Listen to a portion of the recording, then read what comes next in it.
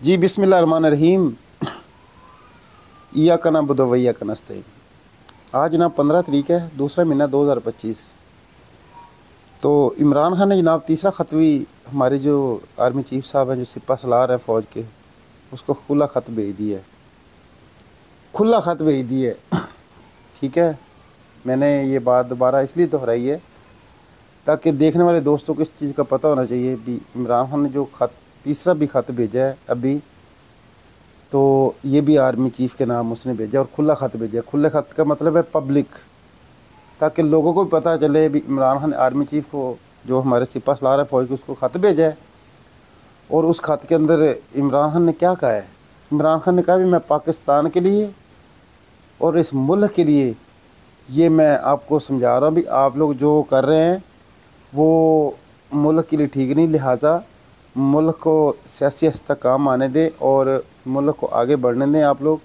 और army chief को कहा है भी आप थोड़ा सा देखें और अपने जो भी मामला चल रहे हैं उसके ऊपर थोड़ी सी नज़र दहानी करें, नज़रसानी करें। ठीक है, तो ये बहुत अच्छी बात है। पीछे जो आपको पता है हमारे जो सिपा सलार के जो तर्जमान थे, जो हमारे DGSPR साहब, वो भी आके बताते थे भी हमने हमारे कि एक मीडिया टॉक के अंदर हमारे जो सिपा सलार है फ़ौज के, उसने भी ये बात की थी भी ख़त मेरे पास पहुंचा नहीं है। ठीक है, अगर मेरे पास इससे पहले वाला जो ख़त दूसरा ख़त था, अगर मेरे पास ख़त आया भी तो मैं उसे वैसे ही वैसे आगे प्राइम मिनिस्टर शहबाज शरीफ तक को भेज दूँगा। और शहबाज शरीफ और नून लीग की इतनी औकात और इतनी हैसियत कितनी हैगी, इतने पता है आप खुद जेली मंडेट से आए हुए हैं।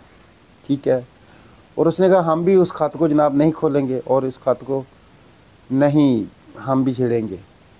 ठीक है, आज इमरान खान ने फिर जनाब तीसरा ख़त भेज दिया है हमारे सिपा सलार के, मतलब सिपा सलार को भी ये मैं मुल्क की मफाद के लिए ये ख़त भेज रहा हूँ।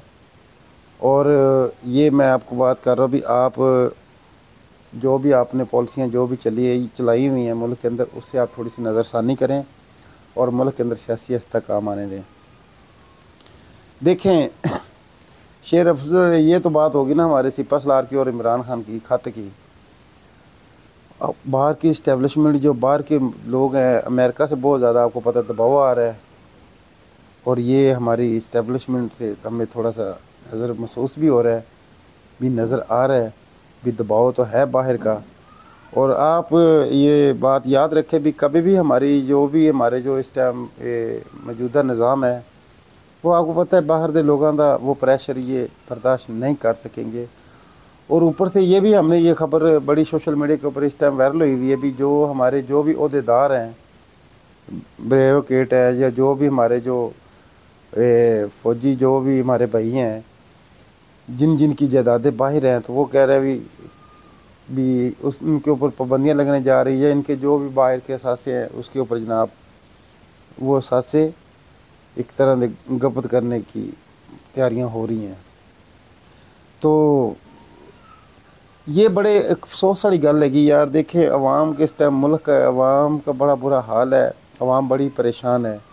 ठीक है, इनको चाहिए थोड़ा सा अवाम का भी बारे में, अपने मुल्क के बारे में सोचना चाहिए, अपने मुल्क के अवाम के बारे में सोचना चाहिए भी मुल्क की अवाम कहाँ खड़ी है। और मुल्क की अवाम इस टाइम मुल्क की मैशत बिल्कुल तबाह बर्बाद है।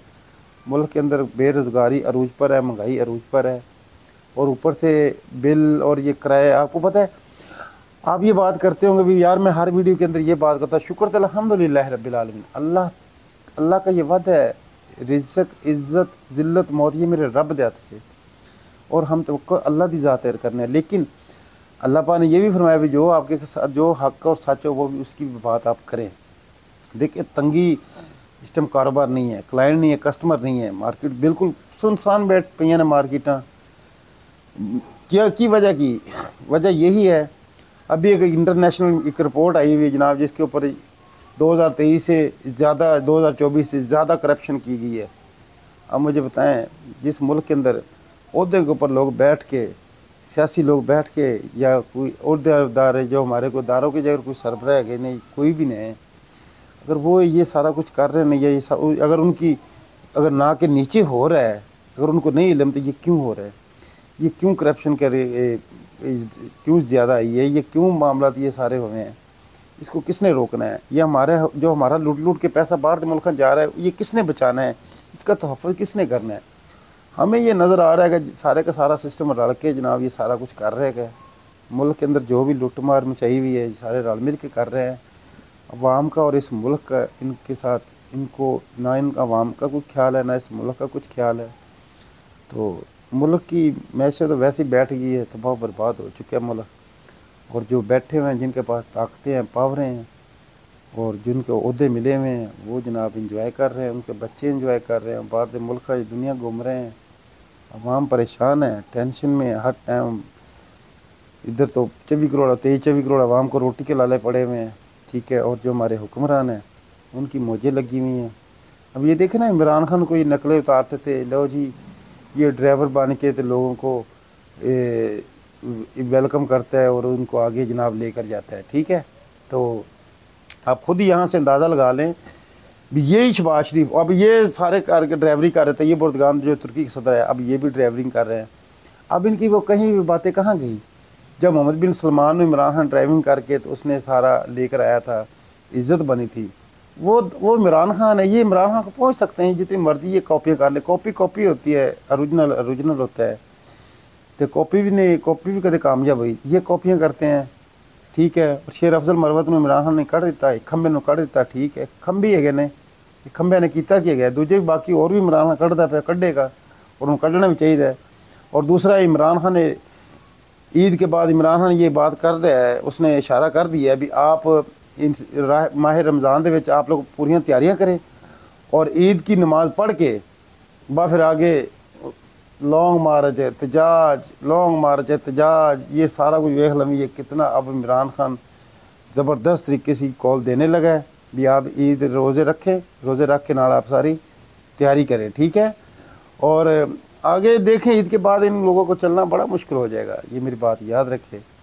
तो कई खंबे ऐसे हैं, ये सारे पाकिस्तान की सबसे बड़ी पार्टी है PTI इमरान खान, और खंबे जड़े खड़े किए थे खंबे आराम सुकून है बैठ के इंजॉय मज़े ले रहे हैं। MP MNA जो बने हैं, टिकट होल्डर जो बने हुए हैं, जिनको प्रोटोकॉल गाड़ियाँ मिली हुई हैं, तनख्वाहें मिल रही हैं, तो वो इंजॉय कर रहे हैं। लेकिन उनकी इंजॉय इमरान खान सफाया करने लगा है। कितने लोग वेख लमी फारग बड़े थंबा न फारग कर देगा इमरान खान, वेख लमी। तो इतने ही रहेगा जो इमरान खान जो कहेगा उसकी बात करेगा। देखिए इमरान खान ने 1.5 माह पहले कहा था भी आप जो 26 नवंबर की जो रात को हुआ है ना डी चौक के ऊपर, जो भी जिनको गोलियां लगी हैं, निहत्ते कारकुनान के ऊपर गोलियां चलाई गई, उनको शहीद किया गया।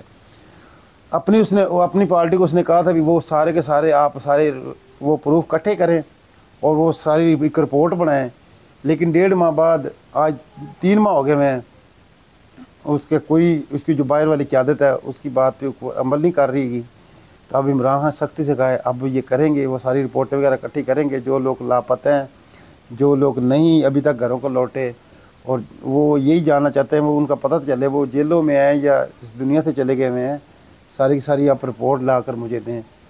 तो ईद के बाद इमरान खान दमादम मस्त कलंदर करने लगा है, ठीक है। ये भी तैयार हो जाएँ क्योंकि इमरान खान इनको सुकून से ये जैली हुकूमत करने नहीं देगा, ये बात याद रखना, ठीक है। तो इमरान खान वो सच्चा है हक पर है और उसको नाजायज़ सियासी इस्तेकाम करके उसको जेल के अंदर रखा हुआ है। और अदालतें भी आपको पता है इस मुल्क के अंदर मैनेज कर ली हैं, supreme court, Islamabad high court, Lahore high court, सारी ये सिस्टम ने फ़तह कर ली है। तो अल्लाह की दुआ करते सहाफ़ी में रहेंगे, वो भी रोडों पे ऊपर है, जो स्याह कानून जो लेकर आए हैं पीका का, ठीक है। तो उसको बैक कराने के लिए हर चीज़ को इस सिस्टम ने कंट्रोल करने की कोशिश की, लेकिन ये कंट्रोल करेंगे, ये एक प्रेशर कुकर है। ये जिस तरह की पाबंदियाँ लगा रहे हैं, जिस तरह के आवाज़ें बंद कर रहे हैं, जो बोलता है उसको उठा लेते हैं, उसके लिए ऐसे गंदे काले कानून पास कर रहे हैं सज़ाओं वाले। तो ये एक ना एक दिन इंशाल्लाह अपने वज़न थी ये गिर के ये ख़त्म हो जाएगा। इस सिस्टम ये होना तो है अभी, क्योंकि जितना ये सिस्टम नंगा हो चुका है हर किसी के सामने भी ये सिस्टम कौन चलाता है, कैसे चलता है, इस मुल्क का निज़ाम क्या है।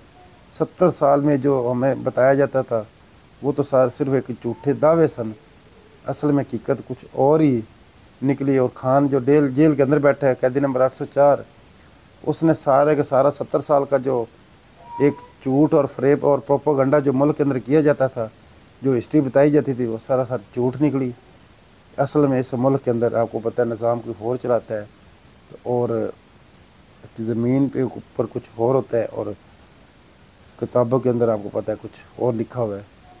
तो उसने चलो वो जेल के अंदर तो है, लेकिन उसने पूरा का पूरा सिस्टम नंगा कर दिया भी ये देखिए आपका ये निज़ाम, ये ऐसा निज़ाम है, ये इस तरह निज़ाम चलता है और इनको ये लोग चलाते हैं। उसने नंगा करके सारा को रख दिया, चाहे कोई ब्यूरोक्रेट है तो चाहे कोई भी अहदेदार है, सब के सब मिल के सब कोई लुटमार करते हैं। ये लुटमार मिल के ना करते होते तो ये जो अभी जो इंटरनेशनल जो वो तहकीक करने वाली जो वो अथॉरिटी है, ठीक है, उसने इनको सबको बताया अभी कितना इन लोगों ने इस दफ़ा इस साल पिछले साल करप्शन की है 2024 की। ये सारे रल मिल के करते हैं, हमारा खून निचोड़ते हैं। चाहे कोई कितने मर्जी बड़े अहदे के ऊपर बैठा हो या चाहे जितने मर्जी छोटे अहदे के ऊपर बैठा हो, सरकारी नौकर, वो हमारे खून निचोड़ते हैं और खून निचोड़ के बाहर दे मुल्क जाके अपने बच्चों वास्ते असासे बना देने। हालांकि उनको पता है सारा कुछ इस दुनिया छड़ के मर चला जाना इस दुनिया से, और अपने मुल्क वास्ते करके जाइए, अपनी अवाम वास्ते करके जाइए, ताकि आने वाली दुनिया के लीडर आगे 100 साल 200 साल नस्लों के बारे सोच दें, लेकिन ये अपने बच्चों के बारे में सोच दें। पाकिस्तानी जो जितने भी अहदेदार हैं, जिड्डे बड़े अहदे पर बैठा है, चाहे जितने मर्जी छोटे अहदे पर बैठा है, वो अपने बच्चों का सोचता है, अपना सोचता है। इस मुल्क की आवाम का और इस मुल्क का कोई नहीं सोचता। ये बात हमें बहुत खूब अच्छे तरीके से पता चल गई है। ज़्यादा वीडियो शेयर करो। इमरान खान जिंदाबाद, पाकिस्तान पर जिंदाबाद। इंशाल्लाह इमरान खान ने कहा है मैं आऊँगा और मैं आ रहा हूँ और वो आकर ही रहेगा, क्योंकि उसके साथ कौम और अवाम खड़ी है। इमरान खान बिल्कुल हक़ के साथ है, सच के साथ है, वो सच्चा है, करप्ट नहीं है, बेईमान नहीं और झूठा नहीं है, ईमानदार है, सच्चा है और सादिक और अमीन है। ये हमारी सुप्रीम कोर्ट ने कहा था और हम भी इस बात को मानते हैं। तो वीडियो ज़्यादा शेयर करें और वीडियो को यार थोड़ा सा टाइम दिया करें, ठीक है। तो खान साहब माशाल्लाह जेल के अंदर फिट है, तो आज शुएब शाहीन और फवाद चौधरी से भी आपस हाथों-पाई हो गई है डेला जेल के बाहर। उनको भी थोड़ा सा ख्याल करना चाहिए, पार्टी को अच्छे तरीके से लेके चलें, आपस में ना लड़ें, बल्कि जो आपका सामना जो मुखालफ है उसकी तबीयत सेट करने के लिए आप जहन साजी किया करें अपनी, ठीक है। आपस में मत लड़ें। चाहे फवाद चौधरी छोड़ गया था, दोबारा आ गया, जो भी है आ गया ना, बस ठीक है, काम करने दो उसको। अस्सलाम वालेकुम।